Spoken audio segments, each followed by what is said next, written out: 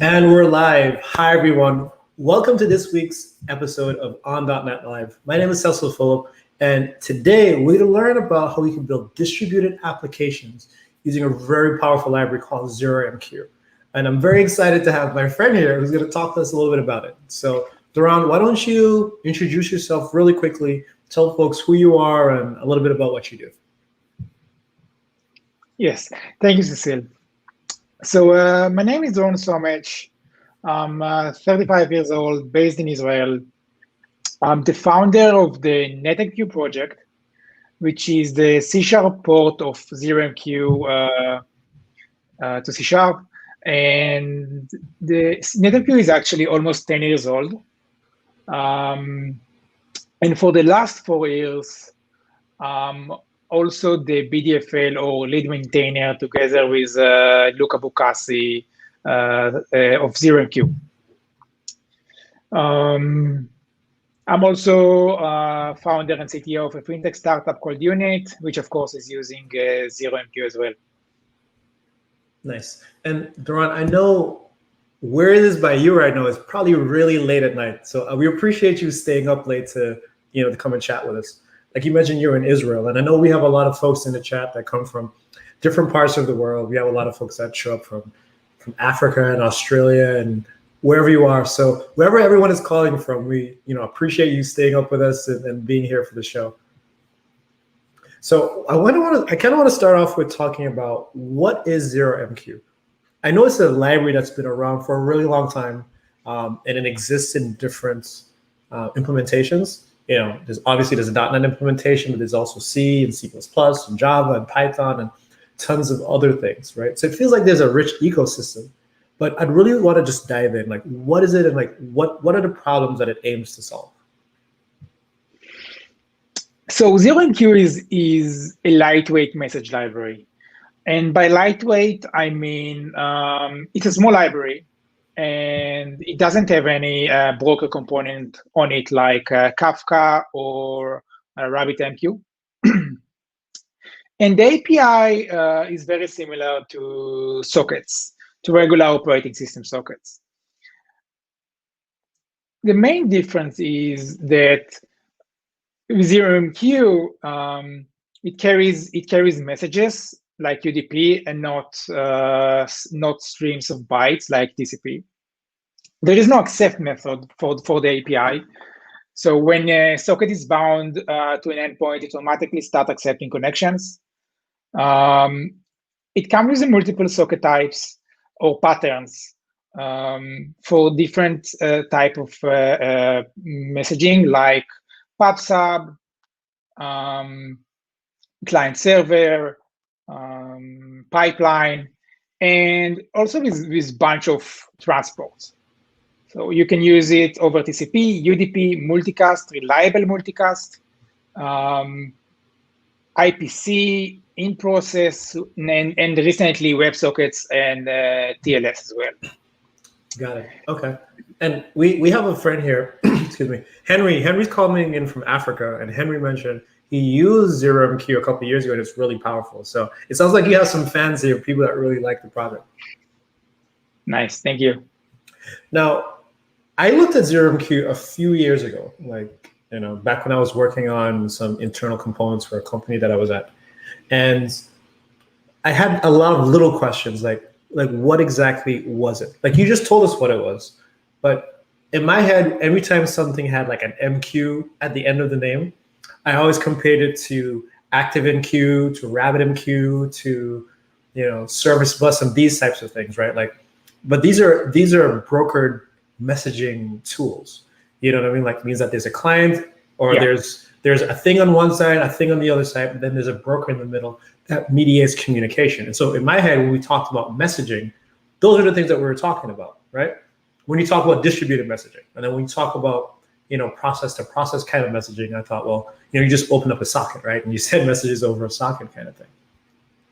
Why is it that ZeroMQ thought that these existing facilities either weren't adequate for some problems, or like what does it add on that some of these other existing facilities don't do? So let's start with comparing it to RabbitMQ or any brokered messaging middleware. ZeroMQ is much more lightweight. It's not a application on its own. It's a library, and you can build whatever you need with it. It's brokerless. Peter Engines, which is the founder of the ZeroMQ project, he was actually on the head of the committee that wrote the specification that RabbitMQ is based on.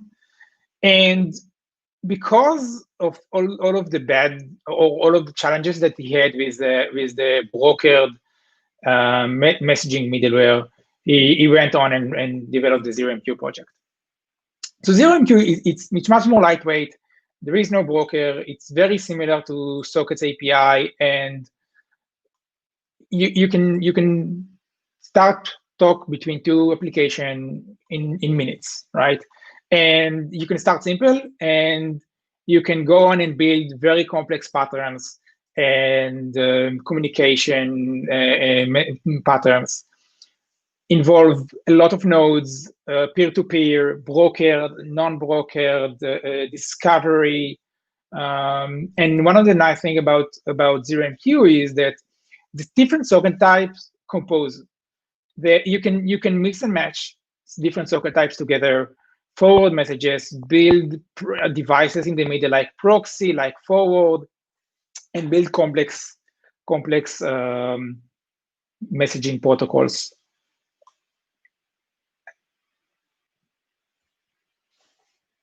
Oh, Cecil, I think you're muted.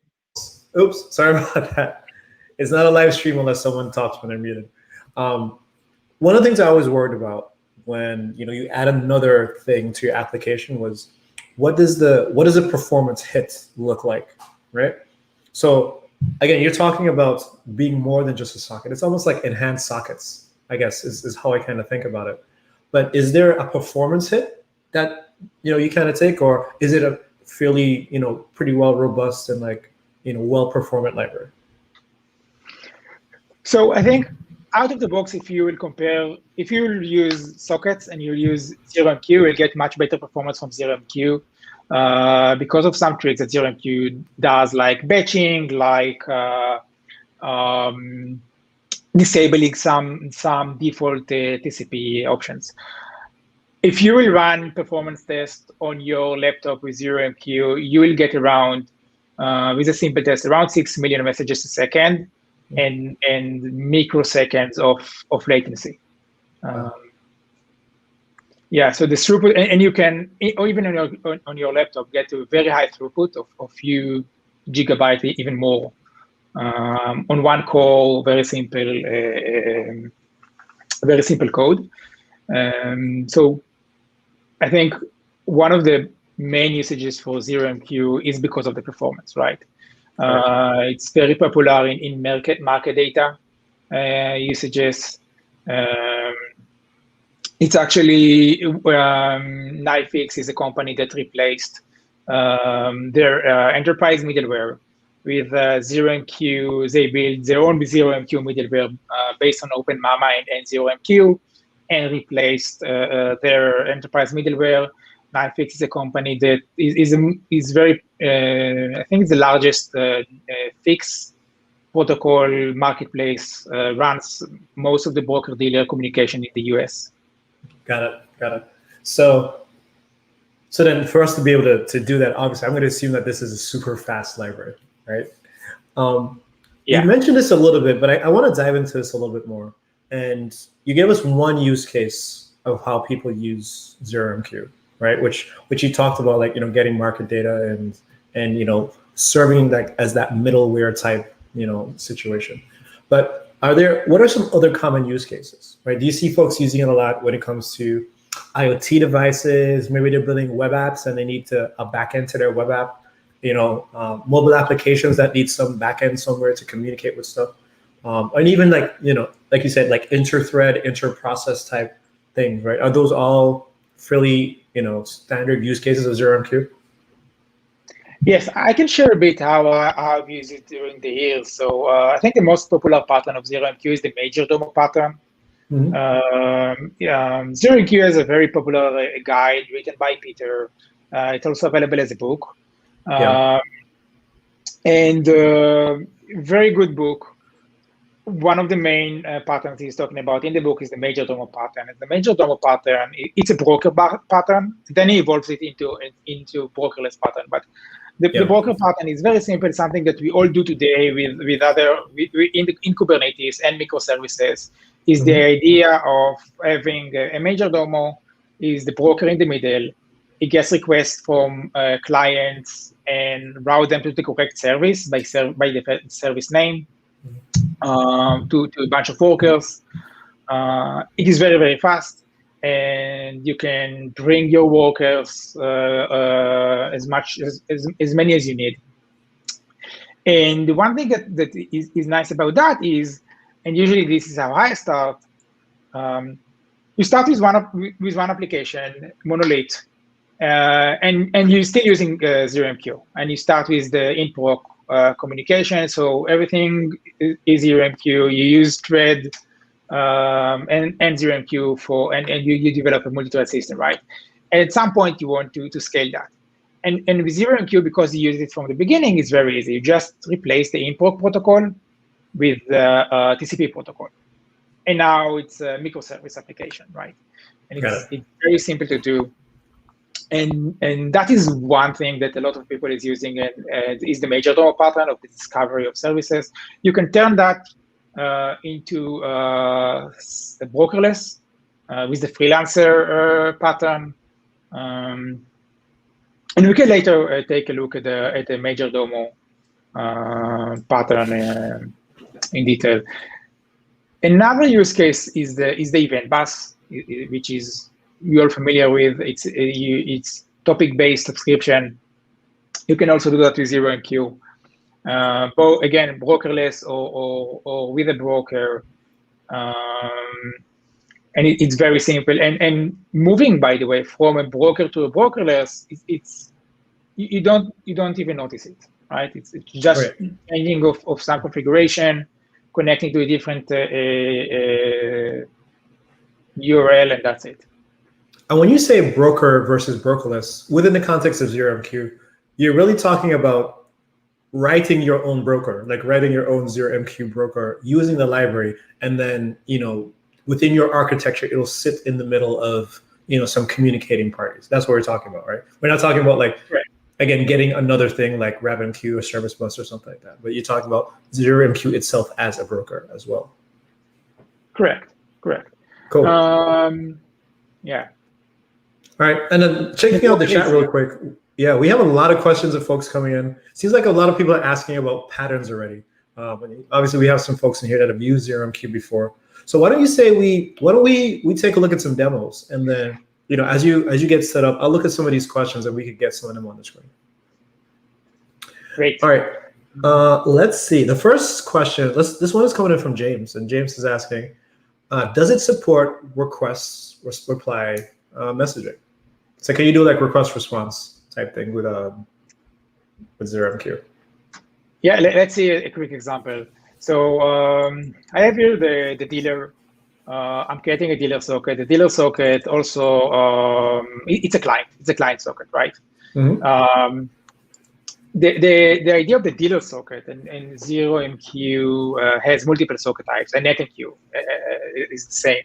The dealer socket is it's a socket that sends one message at a time to one peer, right? And it's doing that in a load balancing way. So here I'm creating a socket. I'm connecting to a one peer, but very easily I can do this. Sure, you can connect to another one. And the nice thing is that I can also do this, and that will be in proc, right? Some dealer router, and I can also bind. So I can also listen and take connection in, all in the same socket, different transport and combining connect and bind together. And the simplest thing I can do is just send a frame. So here I'm taking a message from the command line args, sending it to this peer, receiving back a string, and printing that to the console, right? Yep. Let's go ahead and take a look at the server side of it. And that's the simplest request response, right? And so would you say really quickly, like that dealer socket, is it almost like a router, right? Like I can connect to different endpoints and now it routes messages between them? Or would you call it like a load balancer almost if you had to? It's funny, yeah. It's funny that you said the router, because now we are going to visit the router socket. Oh, really? Oh, okay. Yeah, and the difference between the router socket and the dealer socket is the dealer socket is round robin. You cannot control how the dealer socket decides how to route the message. It's round robin. It's go one by one. Mm-hmm. The router socket is different. With the router socket, you get a routing key. So ZeroMQ have this notion of multi-part messages. And multi-part messages is the idea of one message being combined from multiple frames, but those frames are atomic. They're going to the network, onto the wire together, and comes from the network and from the wire together, okay? So with the router socket, the first frame of a multi-part frame, both sending and receiving, is the routing key, right? Is where is this message is come from, and where I want to send this message. So if we take a look at the router example, we first assign the routing key, and then we receive the message, we print it, we run some logic of computing the hash. And when I'm sending that, I'm first sending the routing key. That way I'm telling the router where to send this message to. And then I'm sending the hash back. Now, I can do this asynchronously by just remembering the routing key and do something else. The router socket can be asynchronous and handle multiple requests at the same time, and the routing key here is the key. And that's kind of the request ID, right? So let's see quick example. So in this example, so like who's sending the routing key? Like who's like what client is sending the message to that router socket? Is that coming from the dealer socket or is that coming from somewhere else? It's coming from within NetMQ. It's a good question because we later will see that we can have more than one routing key. Mm-hmm. Okay. And how that works. But this specific routing key, so ZeroMQ, when a new peer connect, ZeroMQ assign a routing key to each new peer, right? So that's random byte array that ZeroMQ is assigning to any peer. That's how you identify peers in the router socket, right? So let's run this real quick. So right now you're just running the router, right? So that code that you're showing us right now. I'm running the router. The router is running. And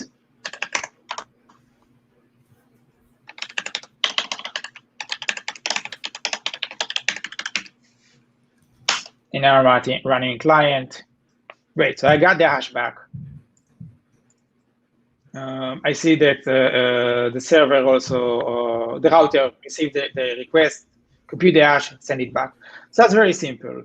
But let's see real quick where is the power of ZeroMQ and how we can compose different patterns together to build something stronger. So we are going to take a look at the load balancer example. And the load balancer is doing something very, very simple. It binds both the front end and the back end. So the front end will listen to requests from clients. It's a router socket, listening on this port.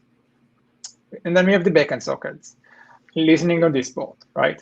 And we are going to use a poller. A poller is a mechanism in NetMQ to listen to multiple sockets on the same thread and link the messages. So we register to the receive ready event of each. And this is how it composed. On the backend, when the backend is ready, when the frontend is ready, we receive multi-part message. We receive the entire message as an array of bytes, as an array of byte arrays. And we immediately send it to the backend. So that's one side. The other side is that we are listening when the backend is ready. We receive the message from the backend and send it to the frontend. That's the load balancer. That's all the code. That's what it does. Sure. And because the way a dealer socket works here, it will do load balancing to all of the workers. And instead of using the router, we'll take a look at the load balancer at the worker, because the code now is a bit different. The router before that bind. Now the router connects, so it connects to the proxy. That's the main difference. And instead of receiving one routing key now, we receive multiple. And the reason is now we have a stack of routing keys. And the load balancer added his own routing key, so we will know where to send this message back. So we now receive multiple routing keys. We receive the message, we compute the hash, and then we send back all the routing keys, and eventually we are sending the hash. And if we'll go take a look at the dealer, we now need to change it a bit. And I have this somewhere hidden.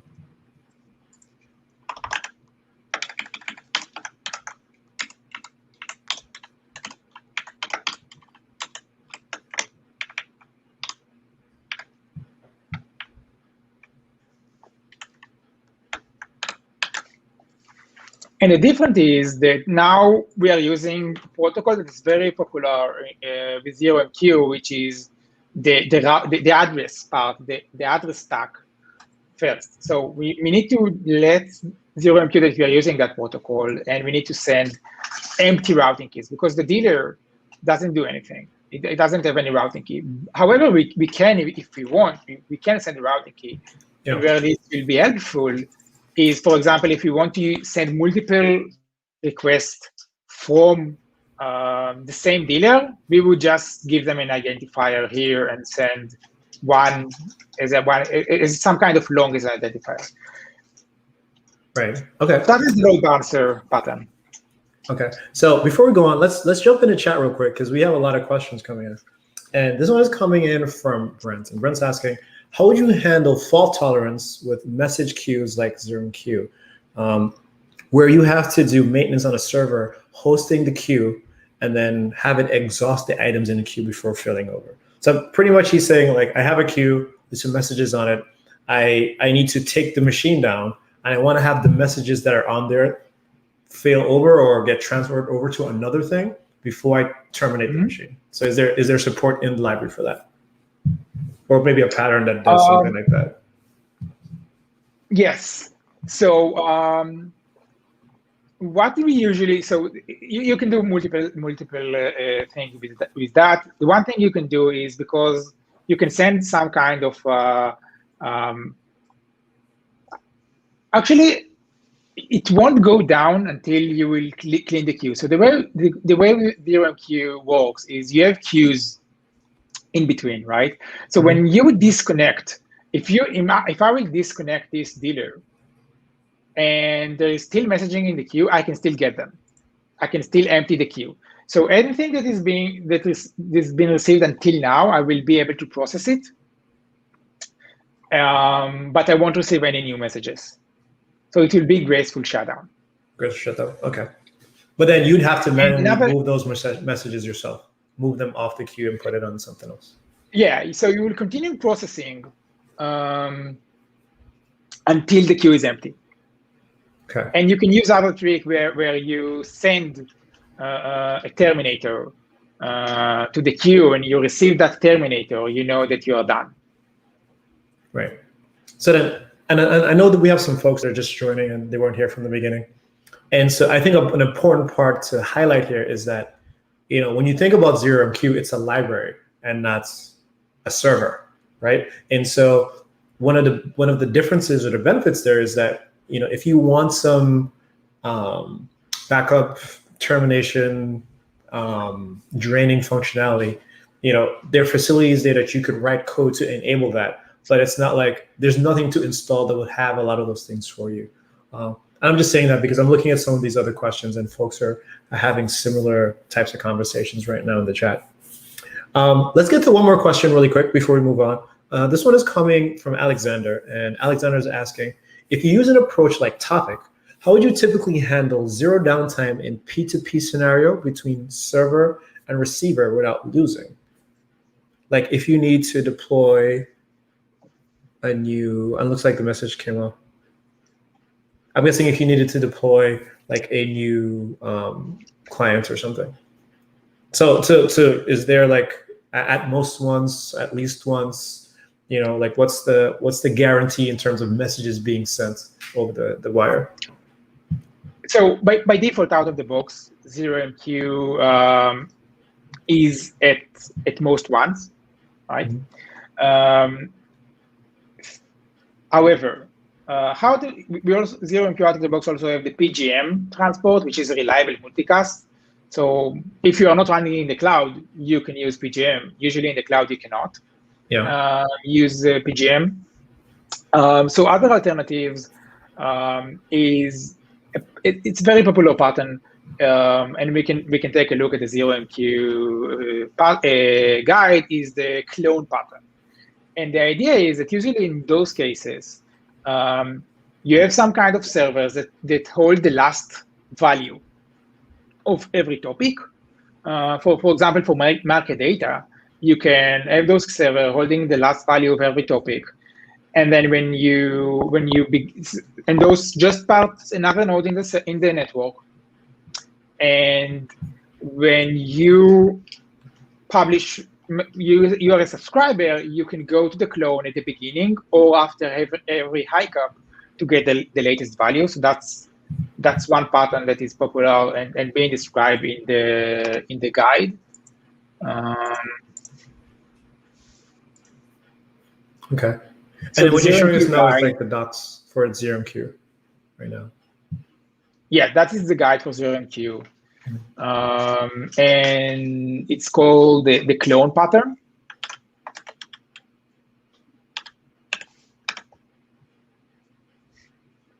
And it's reliable PubSub. Okay.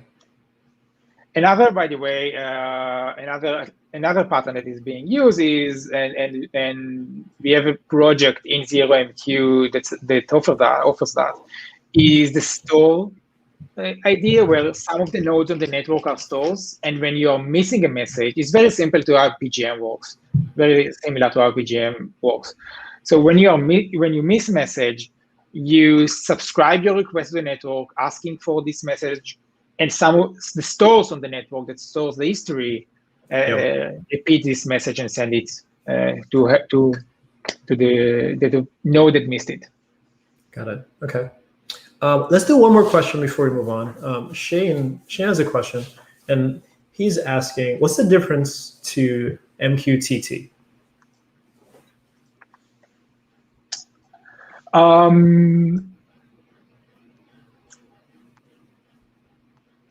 would say that ZeroMQ is, I think MQTT is mainly for IoT. ZeroMQ is not small enough to be in IoT devices as is, and is more towards very high throughput, very low latency, combining and building complex messaging patterns, and less about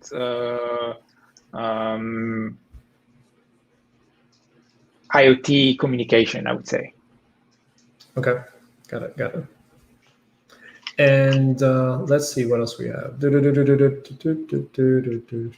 We have a lot of questions asking about ZeroMQ in compared to message brokers. I know we spoke about this a little bit in the beginning, but again, folks pop in and pop out all the time. But some common questions here are, how does it compare to Service Bus? How does it compare to Kafka? How does it compare to ActiveMQ, for instance? And I guess like we mentioned earlier, so these things are brokers, and they're also software that you install. right? ZeroMQ is a library or a framework, I guess however you want to call it, that you write code to manage how the messages flow from one part to another. So if you're in an infrastructure, like you mentioned, like stock trading or anything that needs, that publishes a lot of messages, doing a lot of message routing, and you want to have very fine-grained control over how that happens, ZeroMQ would be a good place to start, because now you can control how the messages get routed, how the clients that deal with the messages are handled, and also how the receivers that get those messages handled. And I would compare, I think probably a more correct comparison is comparing ZeroMQ to gRPC. Okay. And because gRPC is also brokerless, right? And the difference between ZeroMQ and gRPC is that ZeroMQ is less opinionated about RPC, and you can build other stuff with it, and the other thing is it composes.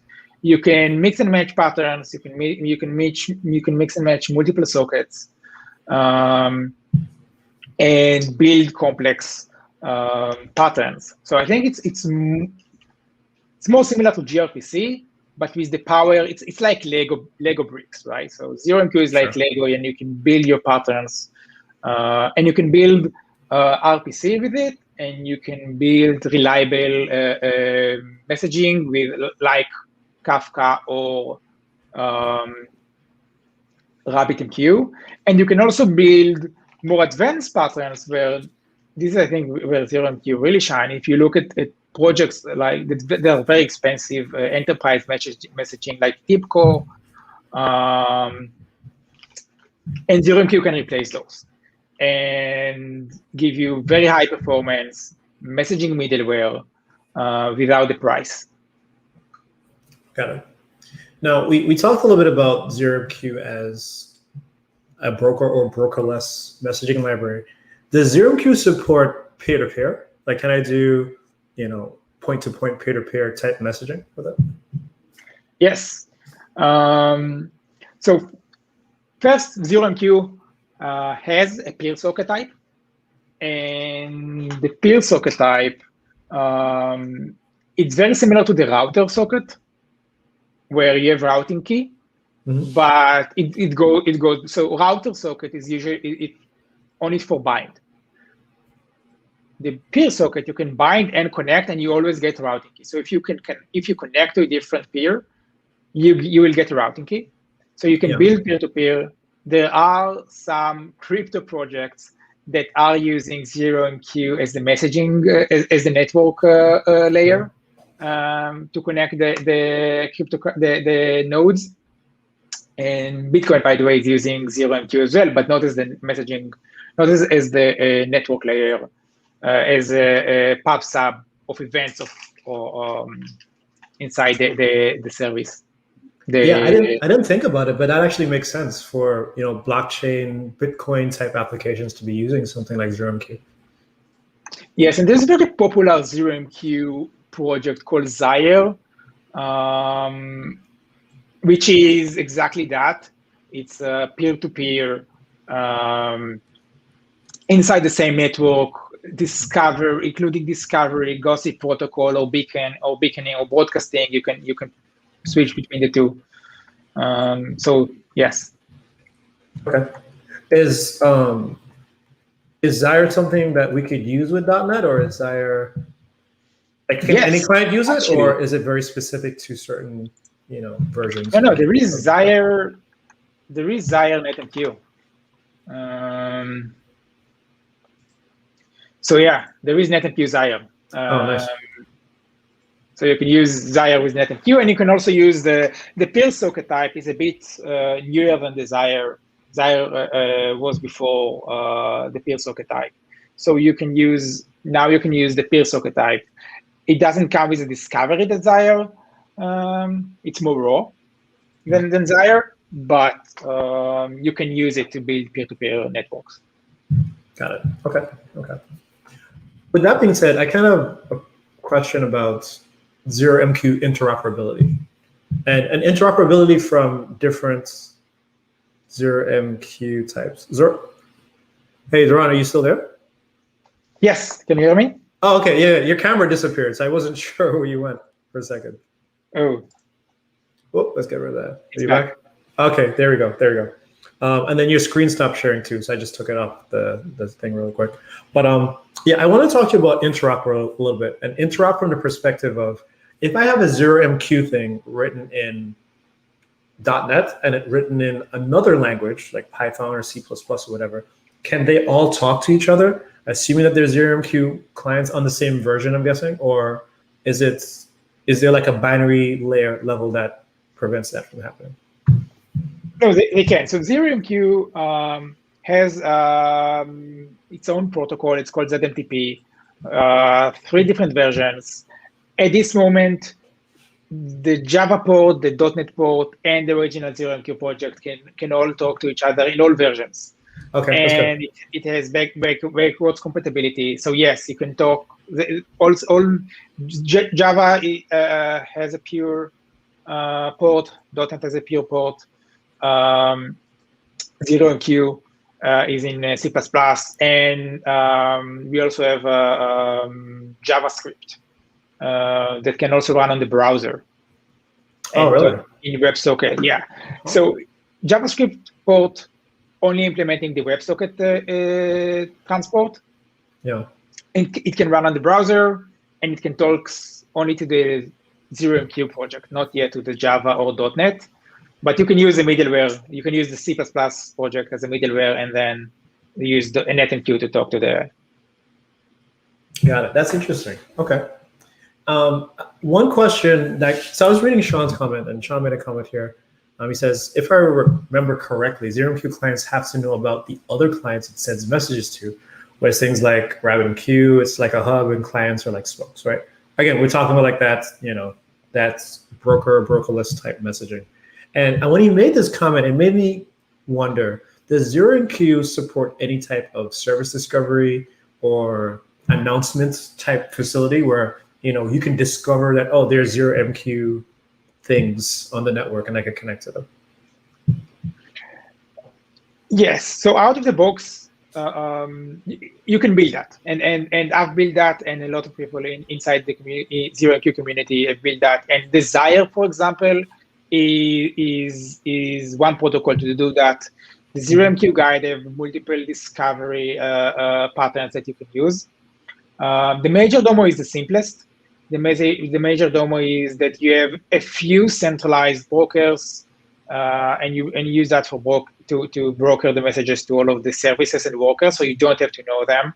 Yeah.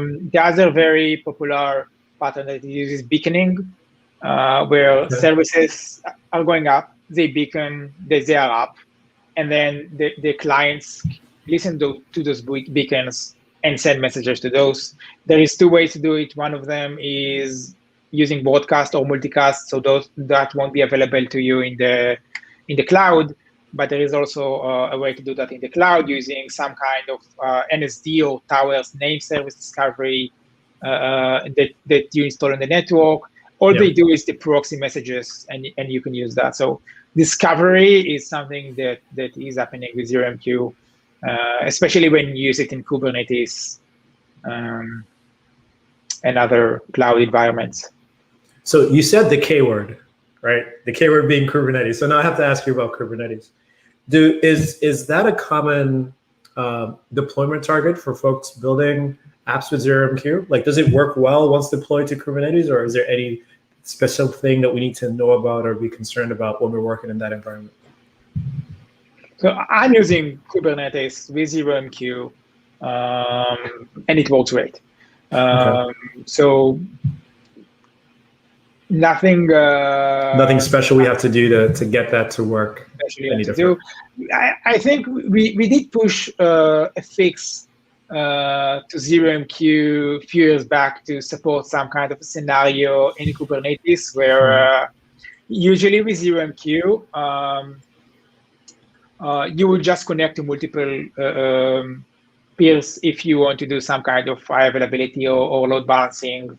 But with Kubernetes, you might have a DNS that is going to change the IP address, right? And that's a different scenario that how ZeroMQ has been used most of the time. So we had a patch, someone sent a patch that actually checked the IP address on every reconnect. So that's the only fix that we had to do to support Kubernetes. But yes, we are using Kubernetes in production with ZeroMQ. All right, cool, nice. So I know we're getting close on time. We have about another 20 minutes left. Are there any other demos or anything that you want us to, that you might have that you want us to take a look at? Yes, let me show the major demo. I think that's the most popular. Sure, let's do it. So let me show the major demo. All right, so we got your screen up. Great. And so this is major domo is the name of the. Yes, that's the major domo pattern. The idea of the major domo pattern is that we have a broker, right? Mm-hmm. And everybody connect to the broker. The broker have one address both for the clients and the workers. And what you're doing here is we're creating a worker. That's the name of the service. So every worker has a service name and then some kind of handler. Now I will show you the code a bit, but it's very simple. I kept it simple. Major domo can be a bit more complex with asynchronous handling and everything. But I created 3 workers here, each with a different service name and a different handler. And then I created one client, and I'm distributing a request to all the workers. And the major domo is the one in the middle. So everybody only know the address of the major domo. The worker, the client don't know the worker doesn't know the client. And then you pretty much created your own broker. Again, this is code that you wrote yourself. Again, not another thing. I wrote it today, and I will show you the broker code in a minute. Okay.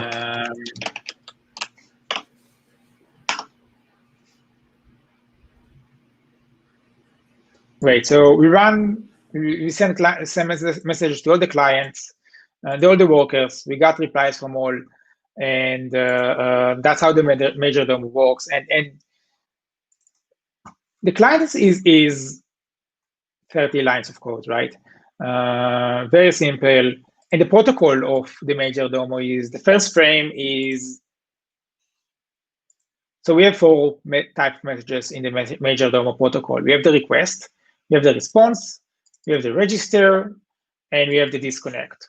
Register and disconnect are messages that are sent from the worker to the broker, right? So if you take a look at the client, what the client is doing is first is using the multipath protocol, is sending the request command, the service name, and the body. That's it. It then receives back the command. The command should be a response and returns the next message, which should be the body.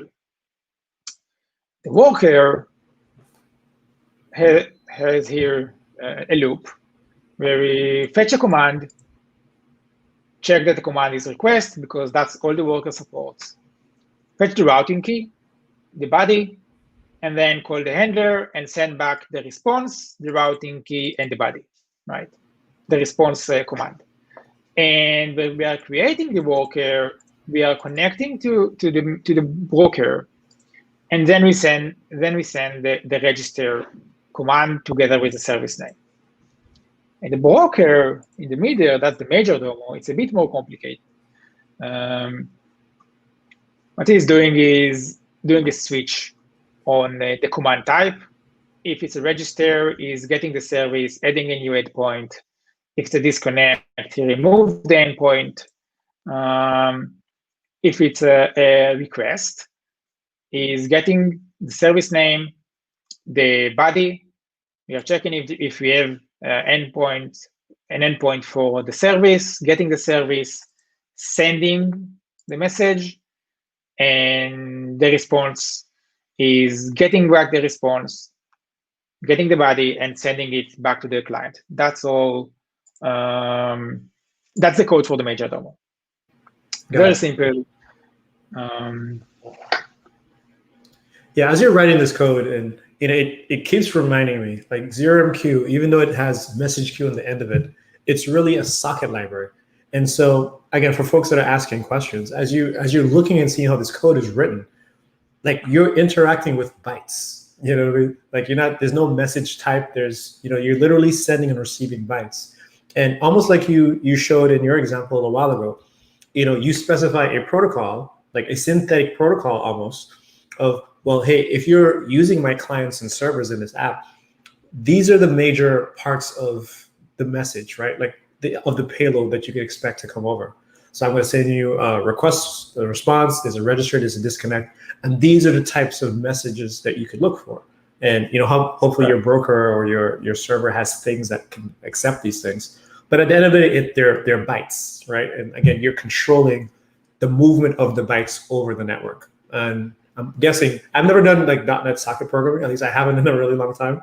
But this now is giving us like an alternative approach to doing socket programming with a lot of more interesting types and patterns to enable some different scenarios. Yes, and in a few line of codes, right? So if you try to write the major DOMO protocol directly with sockets, it will be a very long application. It will be very hard to make it work, right? You're working with sockets, accepting, multi-threading, polling on multiple sockets, very complicated. And ZeroMQ does all this for you, by the way, in the background. So all the networking is happening in the background. Auto reconnect is part of ZeroMQ. You get Herbit for free. You get security that you don't get with sockets, right? And you get some advanced features like, for example, if I will go to the worker here, so here I'm sending the register message. But the other thing I can do is, and that's some of the options that you have, is I can tell the socket that, I think that's byte array, right? Yes, so I need some kind of... Yeah, so you have to do like a get bytes. Yeah, this is UTF-8. So I can tell the socket, send this message whenever you connect to any peer, right? Yeah. And what's nice about that is that now if there is a reconnection that happens in the background because the network went down and up again, that message will send again. And there's a lot of things we can do with that. We can use that to notice when there is an ICAP in the connection, and maybe request missing messages, for example. And we also have very similar feature on the pub sub called, I think it's called the welcome message, but maybe it's the same. It's only for pub sub. Yeah, on the publisher socket. And you can also use the same pattern on the publisher socket, where you define the welcome message, and any subscriber that connect to you before receiving any message receives the welcome message. And again, you can play with that. For example, at some point, I've built some kind of subscriber that connect to multiple publishers, and the first one to reply with the hello message is the one closest to him, or the one that's less busy, and he disconnect from the rest and continue to connect to that one. And you get both high availability and some kind of finding the least busy publisher on the network. Got it. I wanted to address this comment that came in from Twitch. And D-Trouble is saying, is there some easy way to pass some context with the message itself? Like include HTTP user context with messages, for instance, without having to do serialization. So is there like, like we have HTTP headers, for instance, or we even have headers in AMQP in terms of setting some additional data outside of the main payload. Is there like a similar facility inside when we, send messages with ZeroMQ? Yes. So that's if I understand the questions correctly, that's where the address stack that we've talked about before comes into play. So the idea, so ZeroMQ also has the request reply sockets, and we're not talking about those a lot because they're a bit obsolete, but they introduce the addressing stack, and the idea is that you first send a list of multi-parts, a list of frames, and those are the address stack, right? And then you send an empty message, and then the body of your message. Mm-hmm. And in order to create a context, what you can do is you can push, or you can prepend or append anything to the address stack. And that way, for example, if the ZeroMQ broker, like the major DOM one, let's go to the load balancer example, because load balancer is actually a good example for that. Or the dealer in the load balancer example. So here we are saying send empty routing keys, right? And let's say we don't want it to be empty. We want to have some kind of context or tracing ID or something. So we can do send routing keys. And here we will say, let's create a routing key. Now, there's multiple ways to create a routing key. One of them is to give it a long value. Mm-hmm. So that's going to be some kind of ID. You can also give it a string or a byte array or whatever you want. And now, when I'm doing the receive routing key, I will only get one, and that will be this routing key, right? And it will go all the way to the other side and will come back. And any node on the way can also add its own tracing or routing key or whatever, and everything will stay intact. And every node on the way will append one and dequeue one, right? So while it's doing his handling. Got it. Okay. Let's see. What do we have going on here? We have one question that's coming in really quick from YouTube. What do you think about .NET sockets being the most common way to create RATs? I'm guessing RATs is an acronym for something. Do you know what that is? No.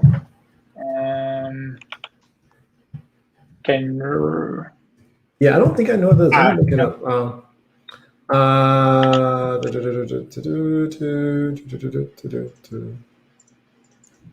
By the way, NetMQ is not using the .NET sockets library directly. Oh no! Really? Yeah, and it's actually using a native. At least on Windows, right? It's using native Windows, and the reason is you don't have much control of the IO completion port thread that the continuation will happen on the .NET. So it's getting to some kind of a multi-thread, and it's very hard to do the IO of the backend thread of ZeroMQ using .NET IO completion port implementation. Oh, and Sean is saying, so RAT stands for Remote Access Trojan. Oops, didn't know that. So I guess we just learned something new today. That's interesting. So it's remote what? Remote Access Trojan is what it stands for. Yeah. So I'm guessing if you're like trying to do bad things with the network, then you could create that with .NET, I guess. All right, so we have just about 4 more minutes left before we have to take off. Doron, I wanted to give you a chance to, if folks are interested in obviously working with ZeroMQ and, like where are some good places for them to start looking, reading, looking for samples and, those types of things. So I've started NetMQ project in the end of 2011. And the reason is that I had an issue in production. I used WCF.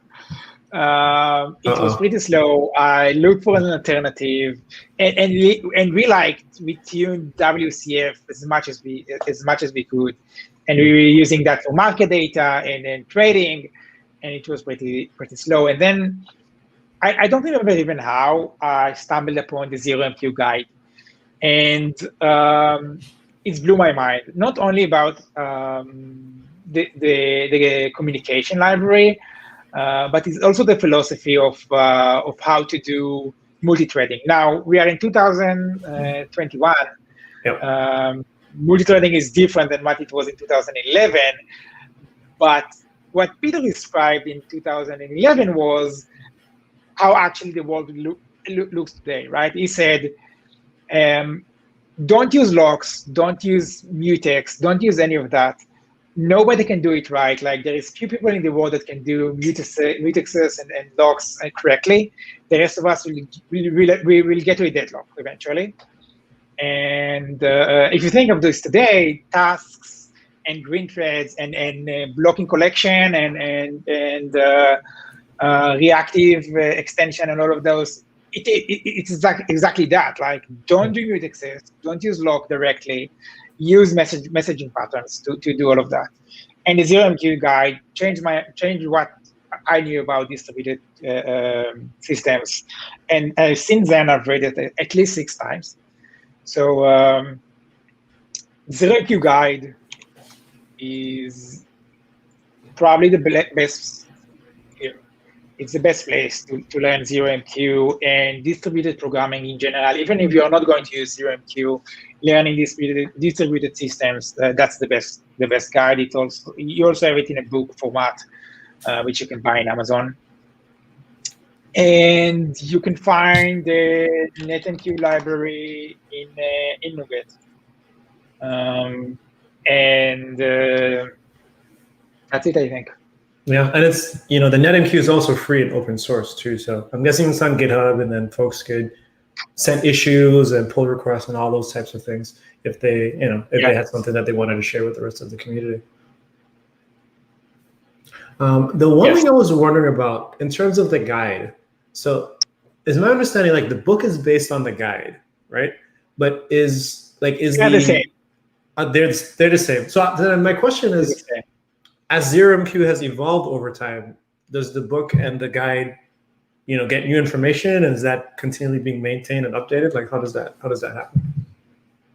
Yeah, I would say yes. From time to time, like we did an update a few months back where we moved it from some kind of wiki to Gitbook.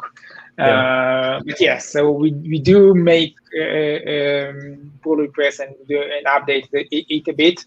And you can also notice that if you go and you read the guide, you have examples in a lot of languages, like nice. And C#, right? This specifically is not using NetMQ; it's using some binding of ZeroMQ for C#, but it's very similar. Okay. So yeah. All right, great. Well then, Doron, man, I guess that's it, man. Like, thank you so much for coming on. I've been a big fan of ZeroMQ. I just haven't had an opportunity to use it in any of my work. So, hopefully some folks that are watching here have seen how powerful the library is and seen what they can do with it. And, maybe you'll have some folks try it out and download the NuGet package and send you some pull requests sometime soon. That would be awesome. Awesome. Well, hey, thank you for coming, and thank all of you for watching. Next week, we'll be back again on .NET Live. We're going to be here every Thursday at 5 p.m. Eastern Standard Time. We stream for about an hour. And we try to always have great folks from the community tell us about, some of the cool things that they're doing. So if you know anyone that you think might be great to have on the show, let us know. Tweet us at #on.net, and we'll try to get someone on. All right. Take care, everyone, and I hope you enjoy the rest of your evening. Bye. Thank you. Bye-bye.